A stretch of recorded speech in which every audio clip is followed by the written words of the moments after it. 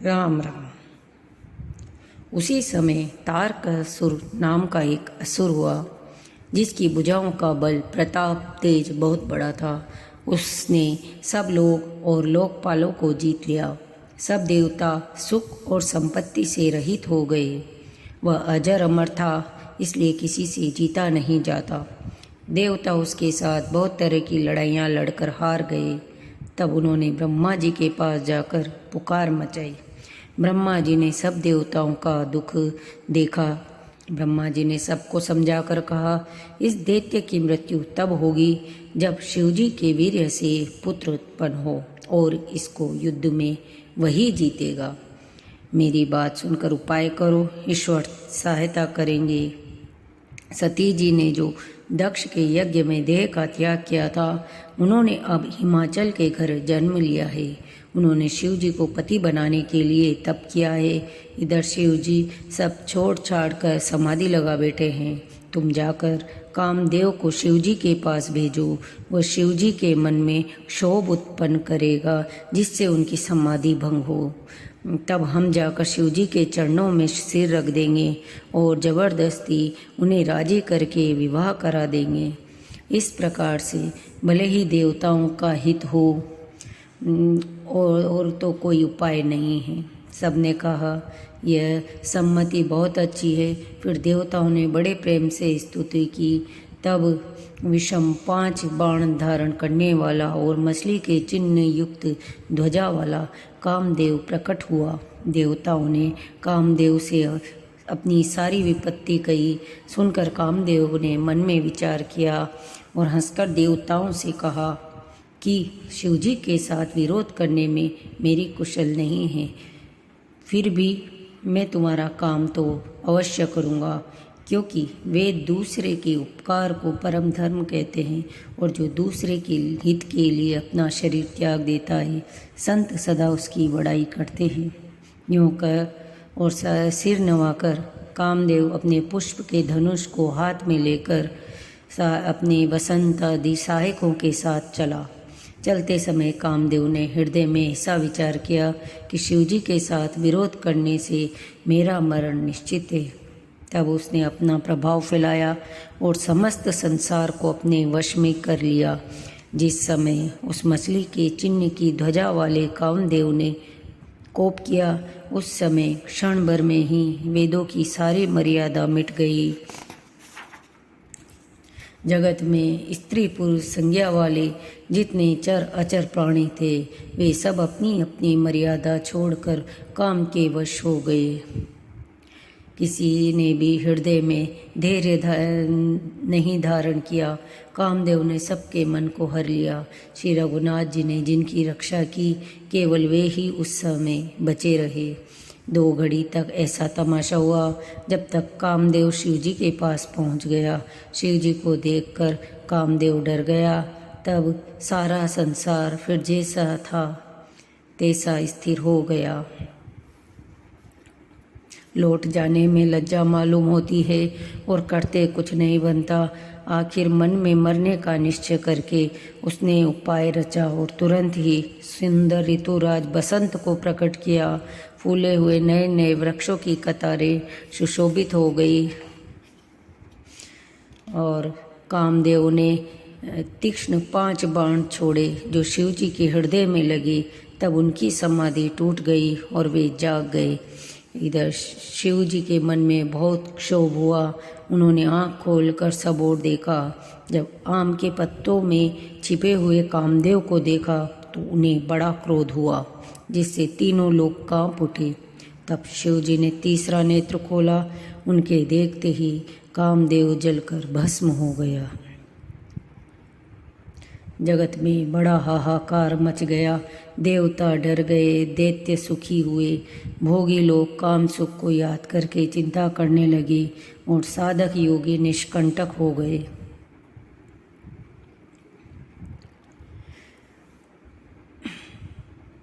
कामदेव की स्त्री रति अपने पति की यह दशा सुनते ही मूर्छित हो गई। रोती चिल्लाती और भांति से करुणा करती हुई वह शिवजी के पास गई।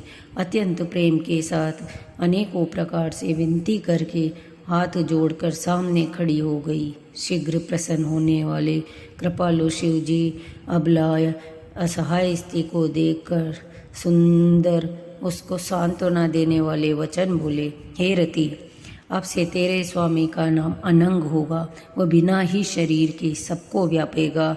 अब तू अपने पति से मिलने की बात सुन। जब पृथ्वी के बड़े भारी भार को उतारने के लिए यदुवंश में श्री कृष्ण का अवतार होगा, तब तेरा पति उनके पुत्र प्रद्युम्न के रूप में उत्पन्न होगा। मेरा यह वचन अन्यथा नहीं होगा। शिव जी के वचन सुनकर रति चली गई। ब्रह्मादि देवताओं ने ये सब समाचार सुने तो वे बैकुंठ को चली।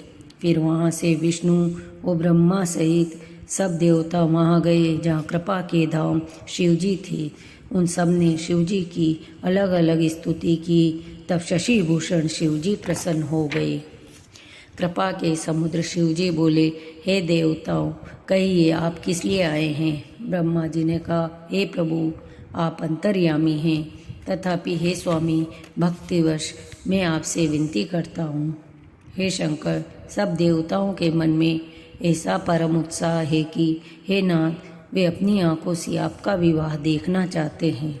ब्रह्मा जी की प्रार्थना सुनकर और प्रभु श्री रामचंद्र जी के वचनों को याद करके शिव जी ने प्रसन्नतापूर्वक कहा, ऐसा ही हो।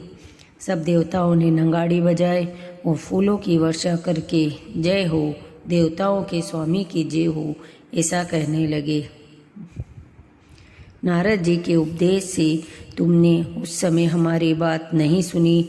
अब तो तुम्हारा प्रण झूठा हो गया, क्योंकि महादेव जी ने काम को ही भस्म कर डाला। सप्त ऋषि आए और ब्रह्मा जी ने तुरंत ही उन्हें हिमाचल के घर भेज दिया।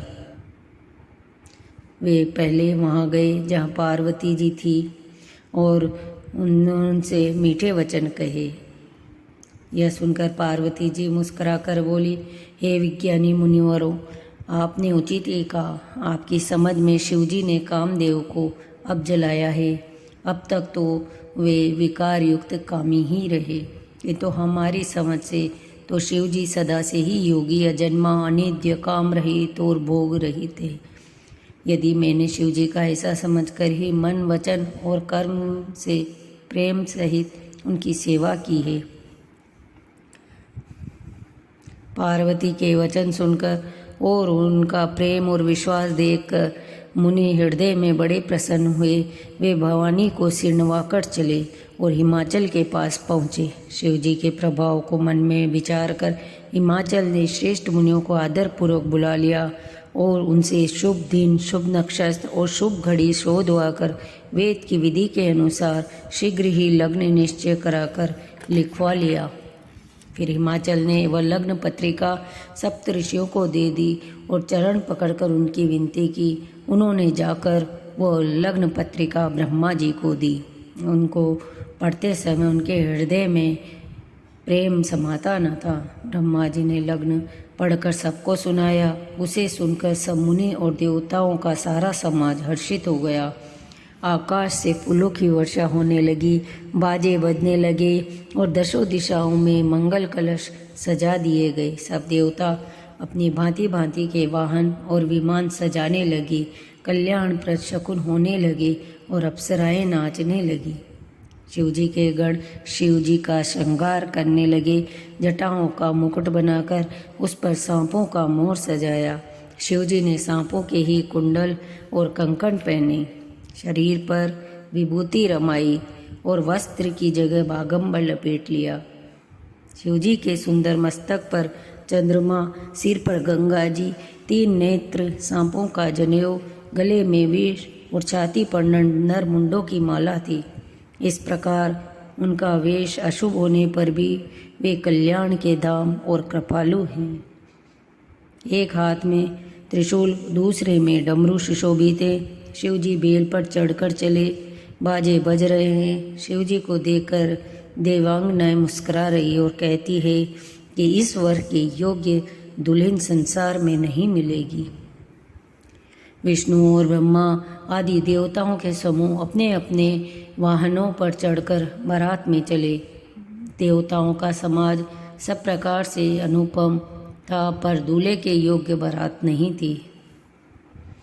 तब विष्णु भगवान ने सब दिक्पालों को बुलाकर हंसकर ऐसा कहा, सब लोग अपने अपने दल समेत अलग अलग होकर चलो। हे भाई, हम लोगों की यह बारात भर के योग्य नहीं है, क्या पराए नगर में जाकर हंसी कराओगे? विष्णु के भगवान की बात सुनकर देवता मुस्कुराए और अपनी अपनी सेना सहित अलग हो गए। महादेव जी यह देखकर मन ही मन मुस्कुराए कि विष्णु भगवान के व्यंग्य वचन नहीं छोड़ते। अपने प्यारे विष्णु भगवान के इन अति प्रिय वचनों को सुनकर शिवजी ने भृंगी को भेजकर अपने सब गणों को बुला लिया। शिवजी की आज्ञा सुनते ही सब चले और उन्होंने स्वामी के चरणों में सिर नवाया। तरह तरह की सवारियां और तरह तरह के वेश वाले अपने समाज को देखकर शिवजी हंसे। कोई बिना मुख का है, किसी के बहुत से मुख हैं। कोई बिना हाथ पैर का है तो किसी के कई हाथ पैर है। किसी के बहुत आंखें हैं तो किसी के एक भी आंख नहीं है। कोई मोटा ताजा है तो कोई बहुत ही दुबला पतला। कोई अपवित्र भेष धारण किए हुए हैं तो कोई पवित्र। भयंकर गहने पहने, हाथ में कपाल लिए, सबके सब शरीर में ताज़ा खून लपेटे हुए। गधे, कुत्ते, सुअर, शियार कैसे उनके मुख हैं। गणों के अनगिनत वेशों को कौन गिने। बहुत प्रकार के प्रेत, पिशाच, योगिनियों की जमातें, भूत प्रेत नाचते गाते वे सब बड़े मौजी हैं। देखने में बहुत ही बेढंग जान पड़ते हैं और बड़े ही विचित्र ढंग से बोलते हैं। जैसा दूल्हा है अब वैसी ही बारात बन गई। बारात मार्ग में चलते हुए भांति भांति के कौतुक तमाशे होते जा रहे हैं। जगत में जितने छोटे बड़े पर्वत थे जिनका वर्णन करने के पार नहीं मिलता, जितने वन, समुद्र, नदियाँ और तालाब थे, हिमाचल ने सबको न्योता भेजा। वे सब अपनी इच्छा अनुसार रूप धारण करने वाले सुंदर शरीर धारण कर सुंदर स्त्रियां और समाजों के साथ हिमाचल के घर गए। सभी स्नेह सहित मंगल गीत गाते हैं। हिमाचल ने पहले ही बहुत से घर सजवा रखे थे। यथा योग्य उन स्थानों में सब लोग उतरे। नगर की सुंदर शोभा देखकर ब्रह्मा की रचना चातुरी भी तुच्छ लगती है। जिस नगर में स्यों जगदम्बा ने अवतार लिया है, क्या उसका कोई वर्णन हो सकता है? वहाँ की रिद्धि सिद्धि, संपत्ति और सुख नित नए बढ़ते जा रहे हैं। बारात को नगर के निकट आई सुनकर नगर में चहल पहल मच गई, जिससे उसकी शोभा बढ़ गई। अगवानी करने वाले लोग बनाव श्रृंगार करके तथा नाना प्रकार की सवारियों को सजाकर आदर सहित बारात को लेने चले। बोलिए श्री रामचंद्र भगवान की जय। पवन सुत हनुमान की जय। उमापति महादेव की जय। इसके बाद की कथा अगले अंक में। कृपया मेरा चैनल सब्सक्राइब करें। धन्यवाद।